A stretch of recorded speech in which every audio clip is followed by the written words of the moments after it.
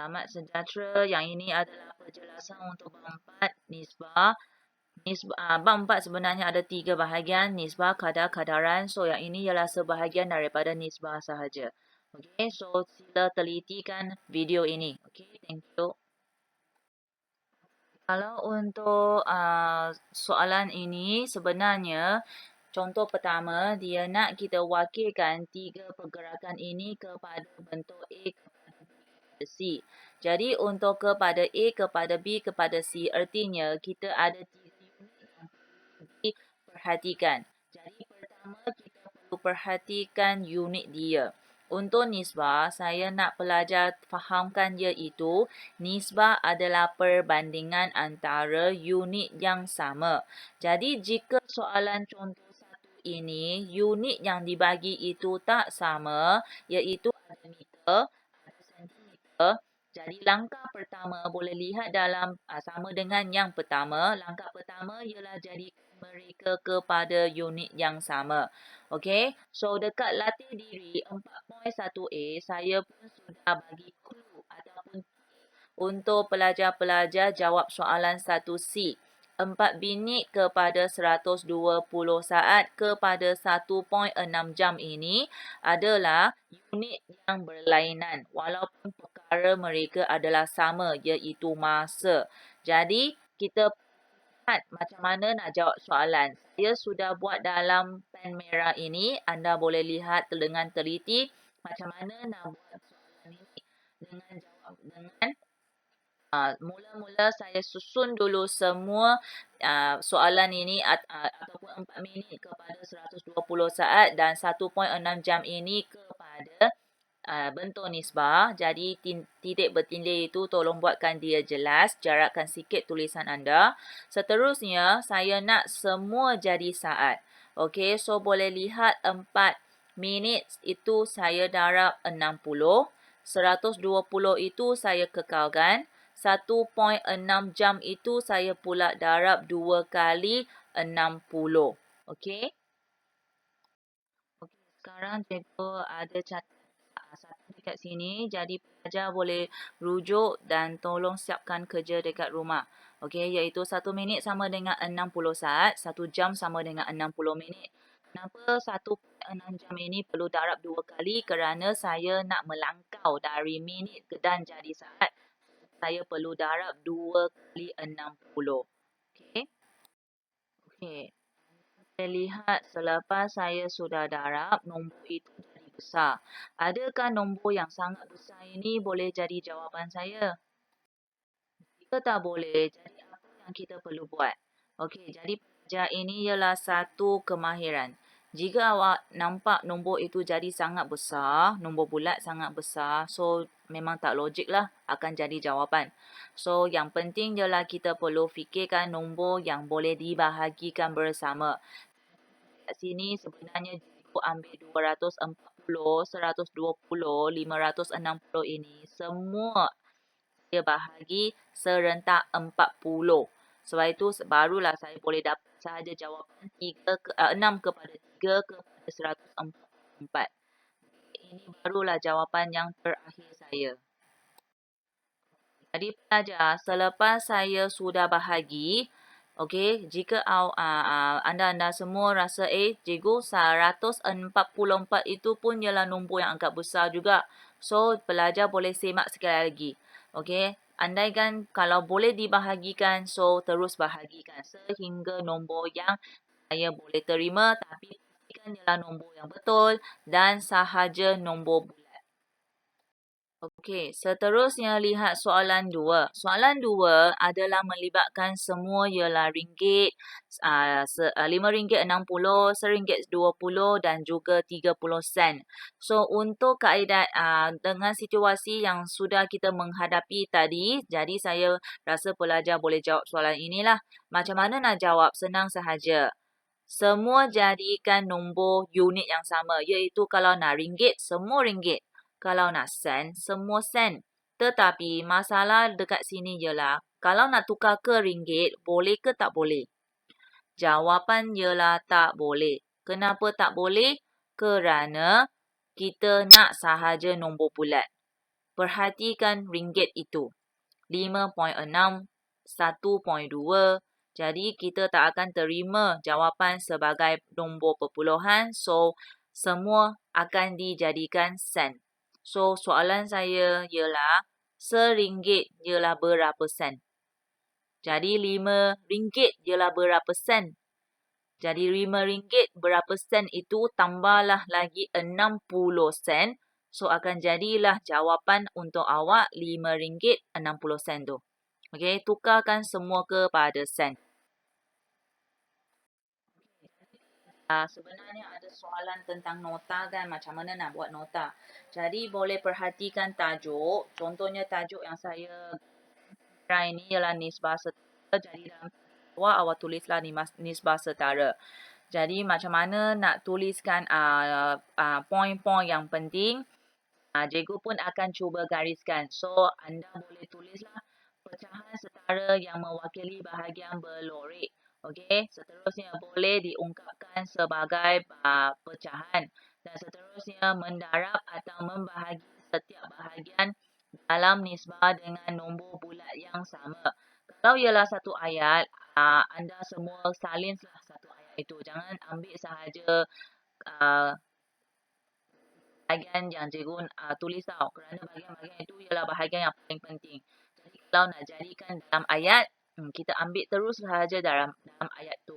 Okey, nisbah setara. Kalau nisbah setara, artinya kita boleh jadikan dia dalam persamaan ataupun dalam nisbah. Okay, tengok dalam gambar rajah 1/2. Tengok dalam nisbah 1/2. Jadi dua-dua ini kita boleh bahagikan ataupun darabkan nombor yang sama. Contohnya 1 darab 2 jadi 2, 2 darab 4 dan seterusnya. So ini dinamakan sebagai nisbah setara. Buat satu huraian yang sangat penting iaitu nisbah setara bermaksud mendarab atau membahagi nombor yang sama. So ini pun cukuplah untuk penjelasan ataupun huraian bagi nisbah setara. Kalau nak salinkan ayat ini di dalam buku pun sudah cukup. Sini kita boleh lihat teliti lagi jadi pelajar apa maksudnya nisbah setara. Contohnya kalau 1/2 dalam 1/2 dalam bentuk nisbah. So, setaranya. Nisbah setara maksudnya jawapan dia. So, maksudnya saya ambil 1 darab 2. Ambil 2 darab 2. So, akan dapat lagi satu nisbah yang nombor baru iaitu 2/4. Okay, boleh lihat di dalam gambar raja ini yang banyak-banyak anak panah ini.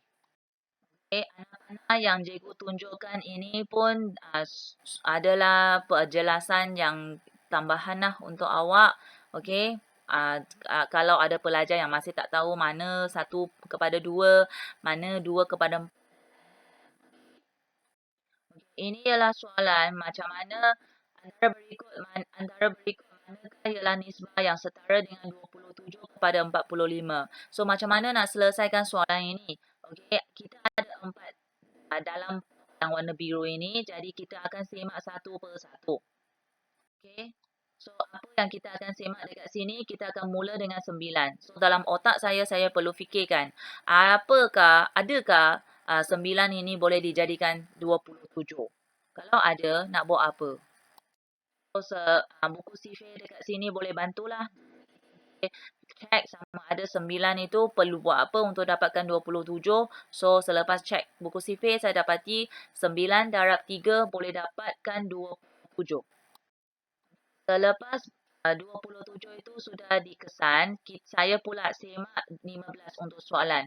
So, sekarang dalam otak saya pula fikir, adakah 15 ini boleh saya jadikan 45? Kalau boleh, saya nak buat apa? Darab ke bahagi? So, dekat sini saya pun sudah semak dengan kalkulator ataupun, bukan kalkulator. Sorry ya pelajar, tak dibenarkan guna kalkulator. Menggunakan buku sifir. Okay, so kalau buku sifir tak sampai 15, perlu congak sikit lah, okay, dekat rumah. Okay, selepas congak, saya dapati 15 darab 3 juga boleh jadi 45. So, dekat sini yang saya boleh buat. Okey, memandangkan dua-dua ini boleh darab 3 untuk jadikan 27 kepada 45. Jadi, saya boleh buat putus kata bahawa 9 kepada 15 ini adalah nisbah setara dengan 27 kepada 45. Dengan syaratnya, dua-dua nombor ini hanya boleh mendarab dengan nombor yang sama ataupun membahagi nombor yang sama. Okay, so dengan cara macam ini, bolehlah kita kena pasti 9 kepada 5 ialah jawapan kita. Okay, so sebenarnya senang jugalah. Okay, hanya kita darab, main dengan darab dan bahagi. Kalau untuk soalan nisbah, memang sahaja darab dan bahagi. Tak ada tempat ada. Okay. Kalau ialah soalan dekat sini pula, soalan, bukan soalan, nombor pasangan yang ketiga yang dalam buku, kotak biru ini, 54 kepada 90. Jadi kita pun semaklah, boleh tak 54 itu jadi 27? Boleh tak 90 itu jadi 45? Kalau boleh, nak guna nombor apa? Okey, kalau nombor besar, nak jadi nombor kecil, kita bahagi. Okey, kita bahagi.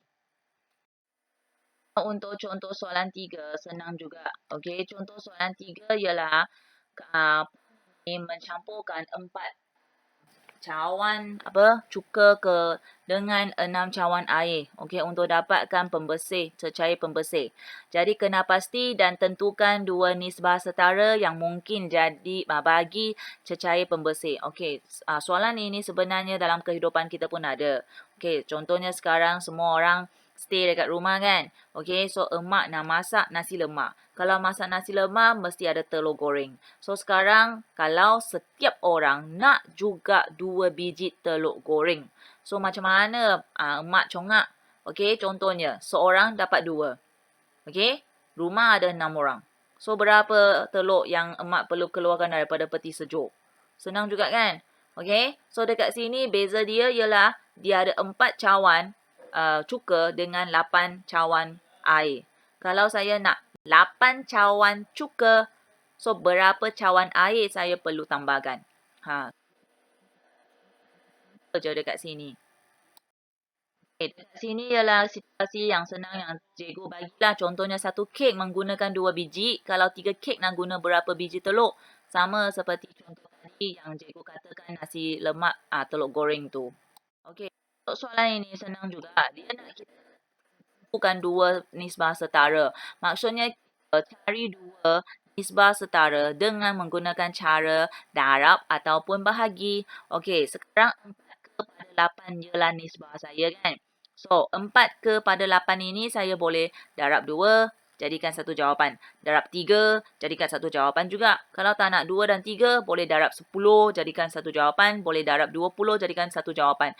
Hanya pastikan dua-dua ini dapatkan pendarapan ataupun pembahagian nombor yang sama. Okey, awak tengok anak panah yang cikgu tunjuk itu anda akan faham. Okay, so dengan senangnya kita akan dapatkan jawapan. Okay, jadi dekat sini bawah cikgu akan minta anda buat semua latih lirik 4.1b soalan 3. Okey, sama juga. Apa nombor yang dia bagi, tulis dalam bentuk nisbah. Seterusnya pilih sama ada nak darab ataupun bahagi. Darab nombor yang simple-simple saja pun cukup. Kecuali nombor 1 lah. Okey, darab dengan 2, dapat satu jawapan. Seterusnya darab 3, dapat satu jawapan. Okey, so cuba dekat rumah. Okay, so pelajar soalan 3 ini saya betul-betul harap pelajar boleh cuba ya. Soalan latih diri 4.1b ini cuba soalan 1, cuba soalan 3. Hanya soalan 3 ini anda mesti cuba kerana soalan ini soalan yang sangat simple. Hanya ayat dia panjang je. Soalan dia penyelesaian sama seperti contoh 3 di atas. Awak tulis sebelah kiri kanan boleh, atas bawah pun boleh. You darab nombor yang simple, seterusnya tulis balik ayat itu. Itu sahaja. Sekian, terima kasih.